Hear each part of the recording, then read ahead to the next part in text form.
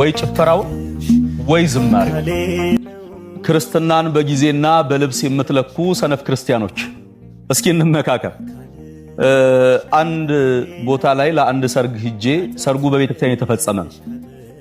በቤተክርስቲያን የተፈጸመው ጋብቻ ጧት ሥርዓተ ቤተክርስቲያን ተፈጽሞ ልክ ማታ መሸት ሲል ካባውም ወለቅ ሲል የሙሽሮቹ ከዚያ በኋላ በሰፈር በጓደኛ በቤተ ዘመድ ተሰብስበው የነበሩ ሰዎች የጠሩት ዲጄ ሙዚቃ ይክፈታል።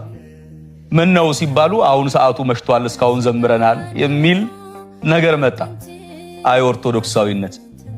ክርስትና ሲመሽ የሚቀየር ሲነጋ ፀሐይ ሲወጣ የሚደምቅ ሲመሽ የሚደበዝዝ ክርስትና ከቶ ከየት የመጣ ይሆን?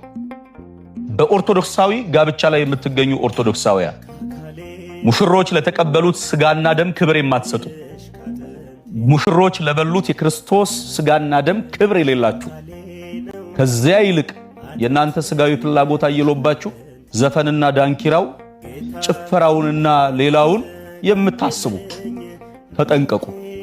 ቤተክርስቲያን በሰዓት ልዩነት በጨለማና በቀን ብርሃን የምትቀየር አይደለች። ክርስቶስ ትላንትም ዛሬ ነገም ለዘላለም ያው የሆነ አምላክ ነው። በቤተክርስቲያን ሥርዓት የምትጋቡ ሙሽሮችም ምርጫችሁን አስተካክሉ። ወይ ጭፈራው ወይ ዝማሬው። እግዚአብሔር ልቦና ይስጥ።